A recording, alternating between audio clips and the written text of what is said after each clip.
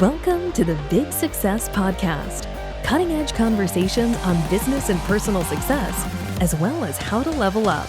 Here's your host, #1 business coach in the world, Brad Sugars.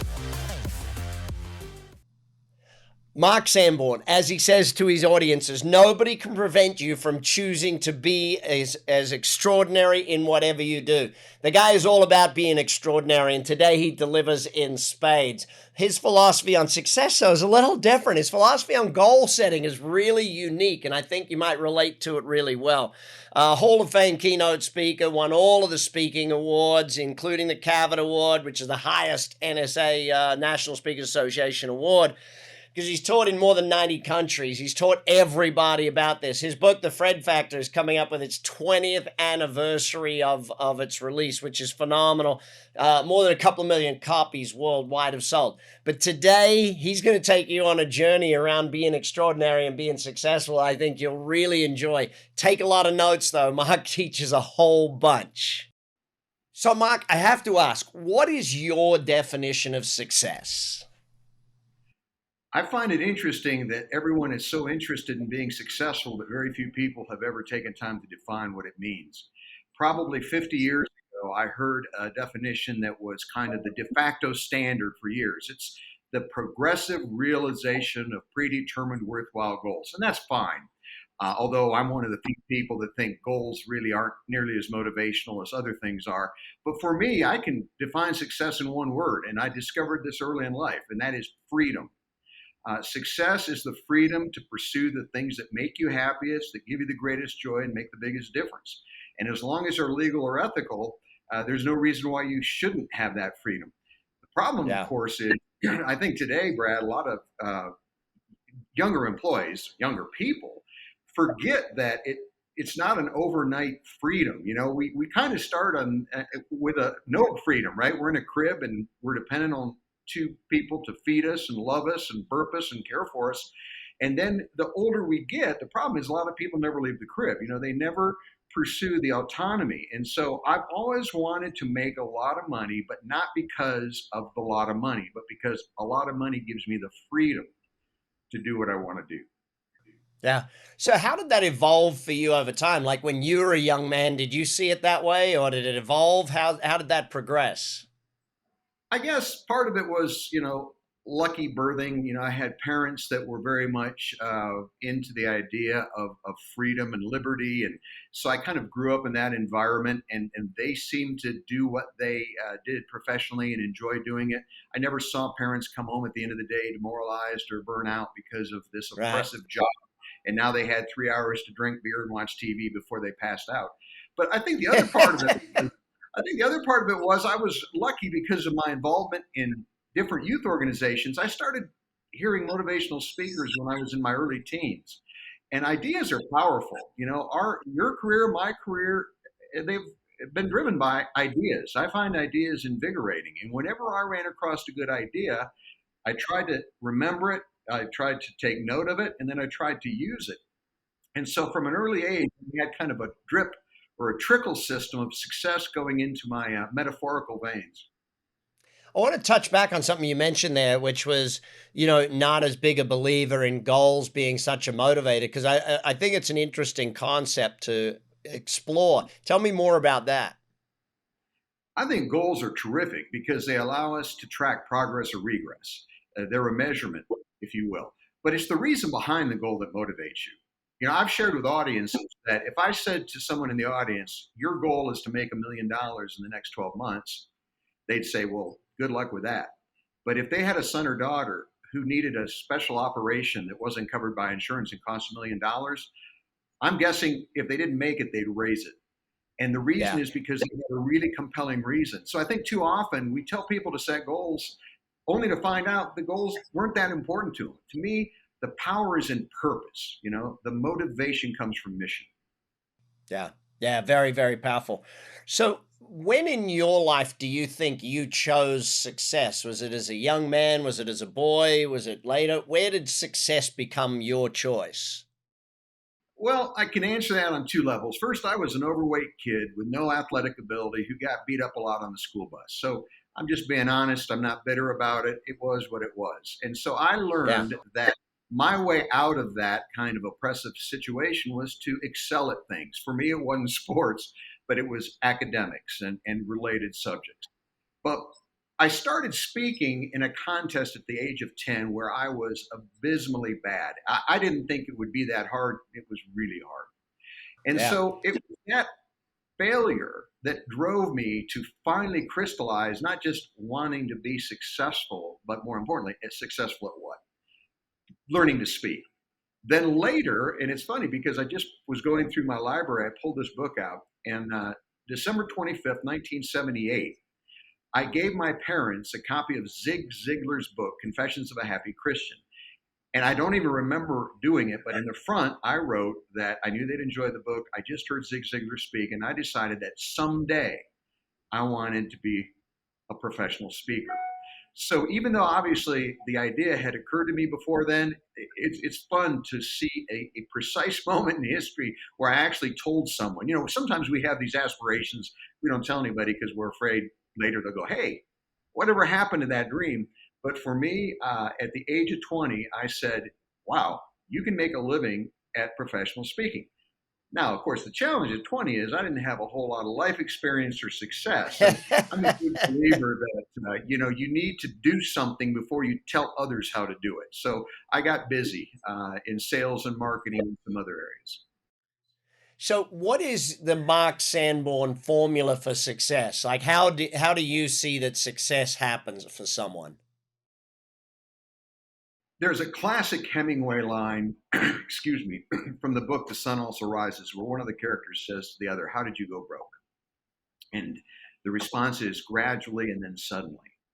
And everybody reads that line with a certain amount of trepidation because it's about going broke. It's also about becoming successful. The idea of an overnight success, it does happen, but it's rare. My friend Michael once told me that the good news is the bad news is it'll take me 15 years to become a success, but that's how long that it takes to be an overnight success. We just don't see the 14 years ahead of it, right? So when my boys were younger, and Darla and I have two sons, one's a Marine and one's a realtor, we had a real easy prescription. Try a lot of stuff, do things. Don't just take the idea that I could tell you you need to be this, or someone with your guidance counselor would say you need to be that. Try things. If you like them, keep doing them. If you don't like them, move on. And I think over time we start to find out what we enjoy doing, but B, and this is key, what we enjoy doing that we're willing to work to become good at doing. Both my boys are really smart, and I'm not bragging. I probably get it from their mother's side, but I said to them, I will take any grade that you get in school as long as you couldn't have gotten a higher grade. Because I was afraid that, if life comes easy academically, you can do nada and skate by with C's. On the other hand, Yeah. if you're a B student or an A student and you're skating by with C's, then dad's got a problem. So I think it's the idea of really applying ourselves. And, I subscribe. Arnold Schwarzenegger's new book is out. And I subscribe to his daily email, which is really quite good. And he said something the other day that rang so true. He said, the biggest problem in our culture is an unwillingness to endure discomfort. And success comes from hard work, always. Now, the hard work can be enjoyable, but it's still hard work and it doesn't happen overnight. Let's dive into that just for a little bit. Success and failure. What's your perception on the relationship between the two? We enjoy success, but we learn more from failure. I know people, you can learn from success. I don't want to suggest that there's no lessons in being successful, but the problem is for most people, when you're successful, you don't look for the lessons. When you fail, it has an emotional impact that causes you to want to figure out how not to feel that way again. In financial services, we know that the fear of loss is higher than the hope of gain. People are always tend towards, in general, the pain minimization. And so I think when we have I remember clearly, I was 10, so my first speaking contest was 55 years ago. I remember vividly the room and the table and the lectern and the audience when I sucked so bad at my first speech. I don't remember anything at the age of 10. I mean, I remember vaguely, but why is that? Because failure has such an emotional impact. The problem is Yeah. most people, when they fail, they got a decision tree. What Brad people say so much is, that didn't really matter. No big deal. And of course, I found, maybe you've observed, whenever somebody says that, that's usually not true. It mattered a lot, but they didn't want to feel the pain. But the other decision tree is where you say, that really mattered. I don't ever want to do that again. I don't want to fail. I don't want to feel that way. And that's why I think people who are successful, while they enjoy success, they learn a lot more from failure. How did you and maybe because this is something I know you've spoken on, how do you get someone to realize that you don't need to carry all of your mistakes on your shoulders type thing? You can put them on the ground and use them as stepping stones type thing. How do you teach people to get through that or change from that thinking to using the failures or using the mistakes? I've come to believe that one of the most powerful tools you have as a leader or as a parent or as a colleague is awareness. When I was in college, my roommate as a junior was memorizing all the muscles of the cat. He had a course, and he, of course, was pre-med. And I said, by the way, what made you decide to be a doctor? And this was a big epiphany for me, Brad, because I was an ag econ major, having grown up on a farm. And he said, well, my grandfather is a doctor. My dad is a doctor. What else would I be? And I was like, really? My grandfather is a farmer. My dad is a farmer, and I'm majoring in ag business. And it dawned on me that it was not anything more than a lack of awareness, right? I mean, I just assumed, right? You grow up on a farm, you become a farmer. You have a doc as a dad, you become a doc. And that was so profound. We can't be everything we want to be, but we can be anything we want to be. And so few of us, myself included, realize that until it's too late. So, the whole idea of somebody changing and using failure as a lesson is making them aware of how they frame it. They probably never thought about it. They probably just didn't grow up in an environment. We kind of are parrots of our parents for many years. And if your parents basically suppress the fact that they were unhappy and failed, that's what you do too, instead of looking at the lesson. Got it. You're on the Big Success Podcast. We're with Mark Sanborn. We're going to be back in a moment. We're going to dive into things like passion, how to be extraordinary. This is the Big Success Podcast. Stay with us. In 30 minutes a day for 30 days, 30X Business will take you through the exact hard-won business principles that Brad Sugars has personally developed over the past 30 years as an entrepreneur, investor, and business advisor. Join Brad and his team and 100 other entrepreneurs who want to start building a successful business today. And you're back, Big Success Podcast. Mark Sanborn, up, down, sideways.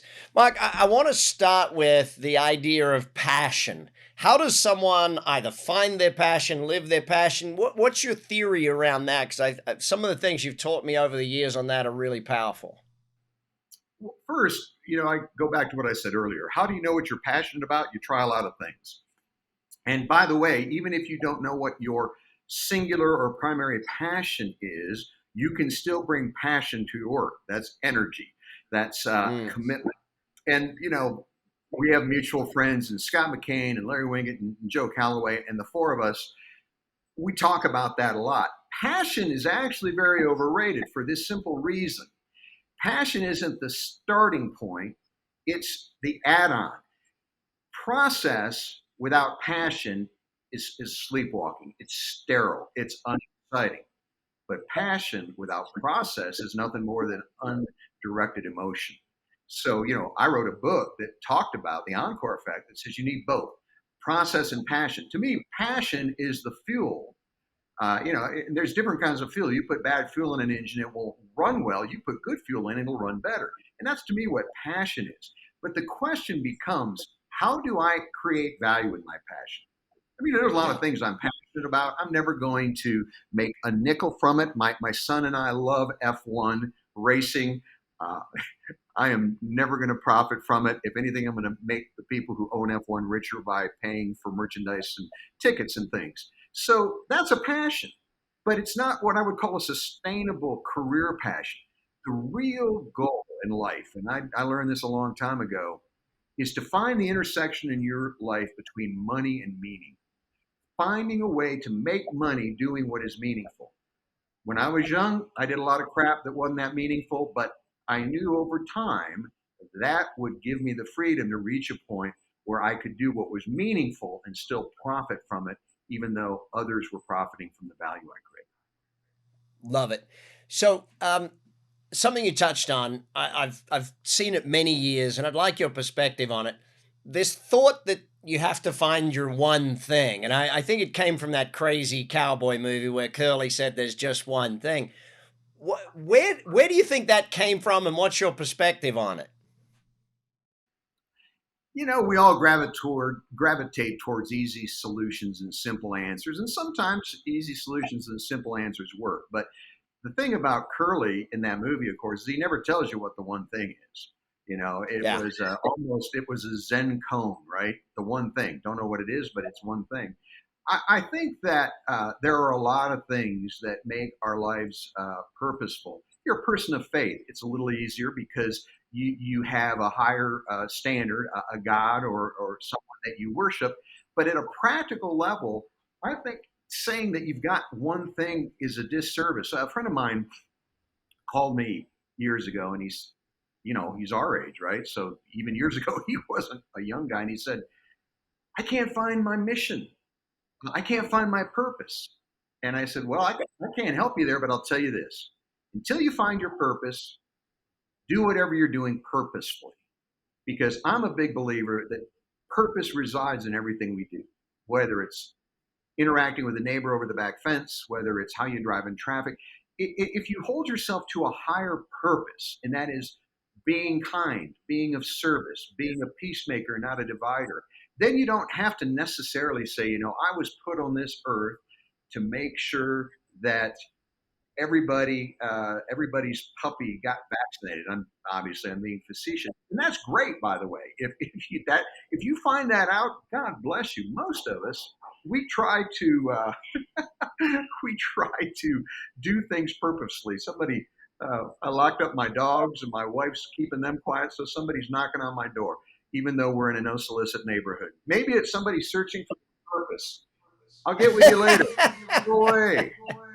It's someone said to me, a friend of mine actually, whose son was born with autism, severe autism. He said, "You know what, Brad? Sometimes you find your calling in life, and sometimes you're given your calling." And I think that relates to a lot of whatever you're given as your calling, or whatever you find or decide is your calling, because I think finding it and deciding it are two different things as well.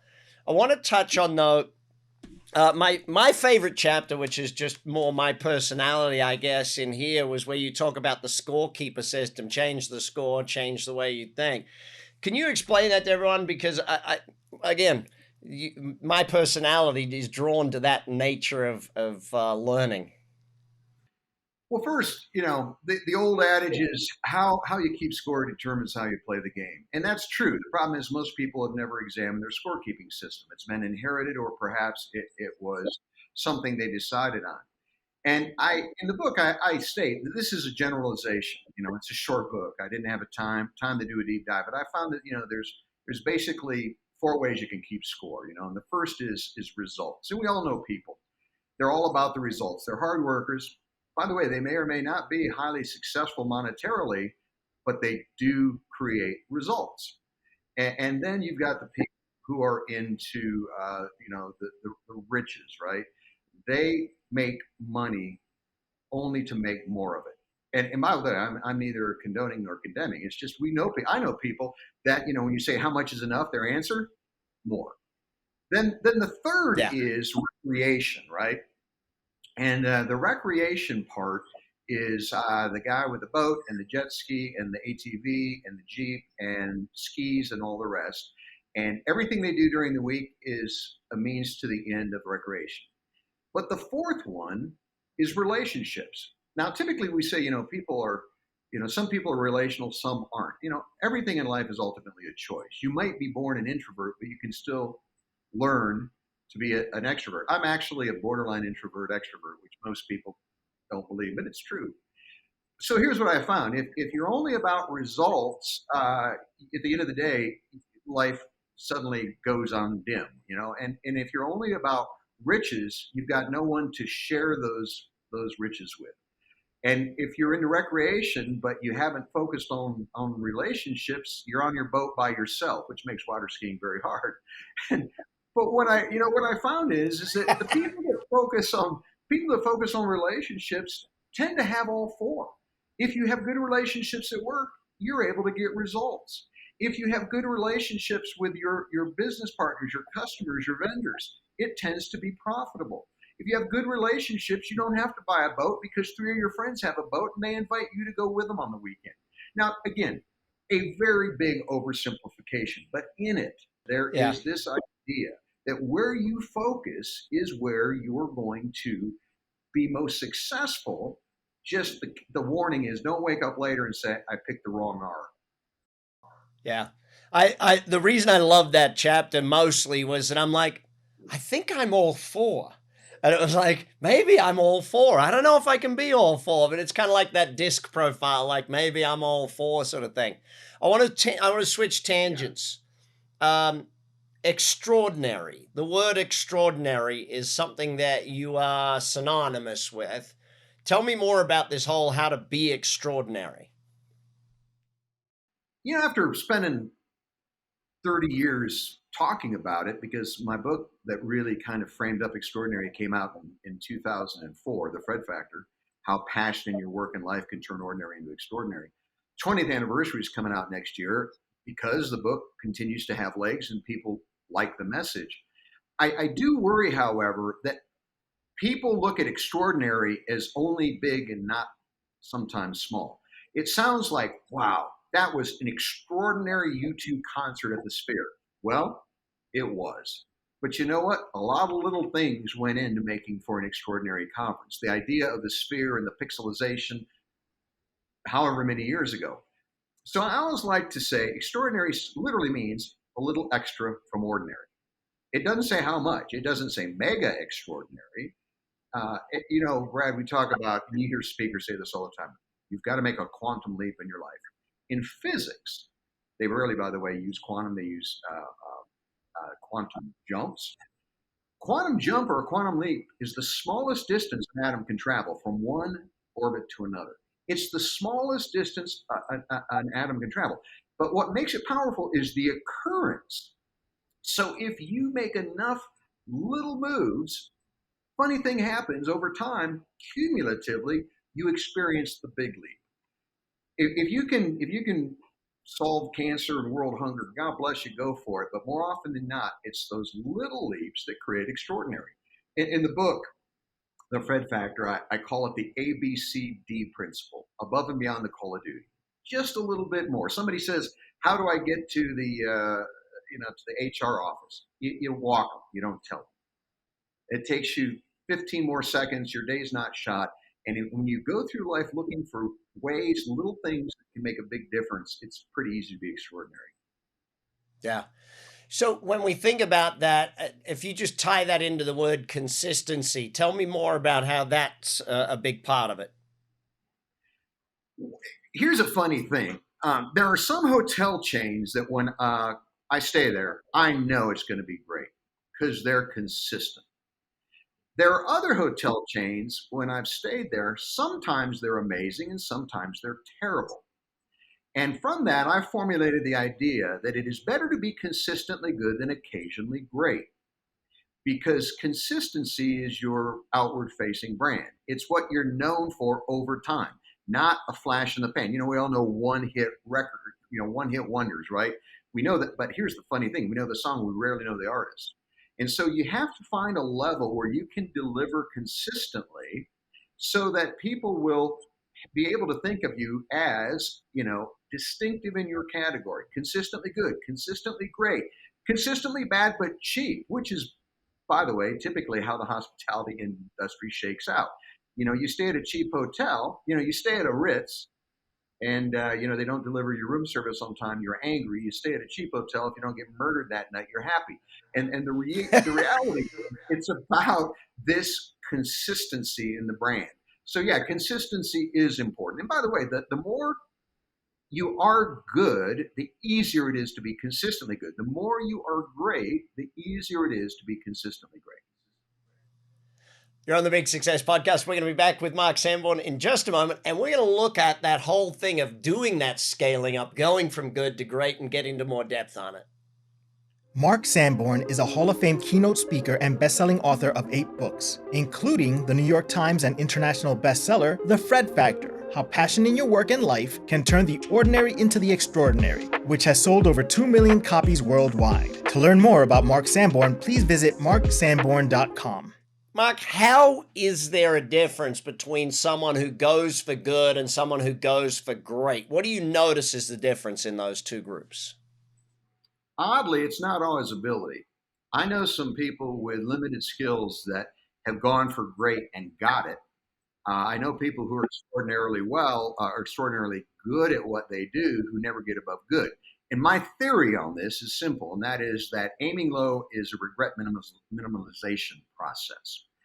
If you hang on, say that again. Aiming low is a regret minimalization process. It's a way we manage disappointment. I really believe that really successful people are more often disappointed than unsuccessful people. Unsuccessful people expect to be unsuccessful. Successful people are always trying new things and occasionally fail, maybe fail a lot until they get the big hit. So if if your self-esteem says, I just want to make sure I feel good about myself, don't try much and you won't be too disappointed. If, on the other hand, you want to be great, start trying great things. I was asked recently by a client, what's your biggest regret or a variation? What would you tell your younger self? And, I would tell myself 20, 40, 50 years ago to aim higher. I think I wasn't afraid of failure, but I think I underestimated what it took to be great or what it took to be really successful. Nito Cabane at High Point University says, most people are hunting rabbits when they could be hunting elephants. Now, by the way, if you're a member of PETA, we're not talking about literally shooting rabbits and elephants. We're just saying most people are pursuing small game when the reality is it's the same process to pursue big game. So in a lot of your coaching and teaching, you've worked with people and groups that are shooting for that massive level and they're achieving that massive level. What is the strategic difference that you see? Like, what are they doing that the others aren't doing? If we say, okay, we've gone for the massive goal, those that are getting there, what's the difference? I think there's 2 primary differences. The lesser of the 2 is to out-execute, to operationally exceed what your competitors are doing, to be able to do it a little better for a little less money and to widen the margin. So that's operational. But I think more often than not, the really successful people and companies, the difference is innovation. See, when you're number 3, you emulate number 2. When you're number 2, you emulate number 1. But when you're number 1, there's no one to emulate. And that's why I always say, emulate to learn, but innovate to earn. Because when you are number 1, and this is the mantra I tell my clients, better always beats best.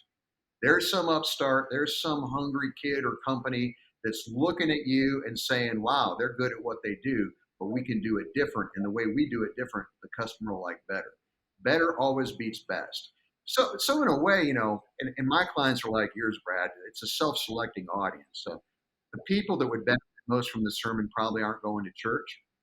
And the clients that would benefit most from what you and I do in our work, they would benefit, but they either can afford it or won't afford it. So our clients are successful people who want to become more successful. And that's why I wrote a book called The Potential Principle. It was based on a speech I did called How the Best Get Better. And it was designed around this idea. How do you keep getting better no matter how good you become? Yeah.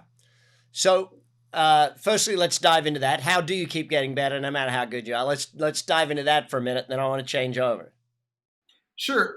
I created what I call the performance matrix or the potential matrix. one is inner world, outer world, one is doing, and one is responding. And in the outer world of doing is what we call performing.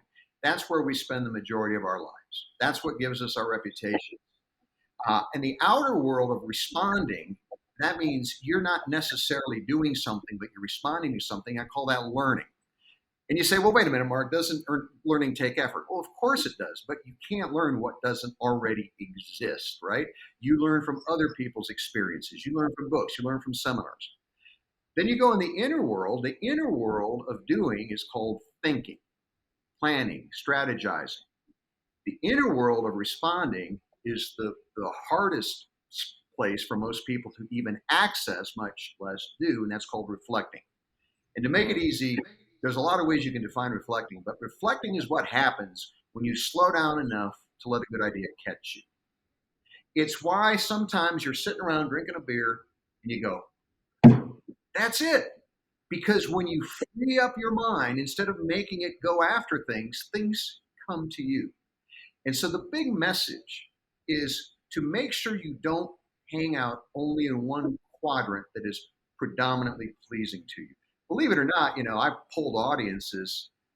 There's a moderately even smattering of people who prefer each of the four quadrants. I'm in the thinker quadrant. Give me an internet connection and a stack of books. Leave me alone. I'm in tall clover. But that's not going to make me a successful speaker or advisor or trainer or teacher or writer. So I have to ultimately convert that into the performing. But each of the quadrants complements the other three. Yeah, perfect. All right, I want to do we do the fast round at the end of this thing. I'm going to throw a word at you and get your 1 or 2 word answer on how to be successful at these things. So, number 1, how do you succeed at relationships? Be interested instead of trying to be interesting. How do you succeed at health? Jack LaLanne was one of my heroes. He worked out every day of his life. He didn't eat sugar. And he was once asked about his partying proclivity. And he said something that's impacted me. He said, I put a lot in so I can take a lot out. It's hard to live a high performance life in a low performance body. Love it. How do you succeed at self-development? Make time for it. You don't have time for it. Nobody has time for anything. You make time. You say, you know what? I'm going to spend 30 minutes a day or 10 minutes a day or 2 hours a week. I don't care how you dice it and slice it. Make time to pursue good ideas. How do you succeed at enjoying life? Appreciate what you've got. Gratitude is, to me, the first rung of the ladder. If you don't appreciate what you've got, you won't enjoy what you get. Final question then. Best quote or best advice you ever got on the subject of success? Well, I've gotten so many good bits of advice, but one of my favorites that I got from somebody else is that what I referred to earlier, that it takes 15 years to be an overnight success, but the 15 years pass very quickly.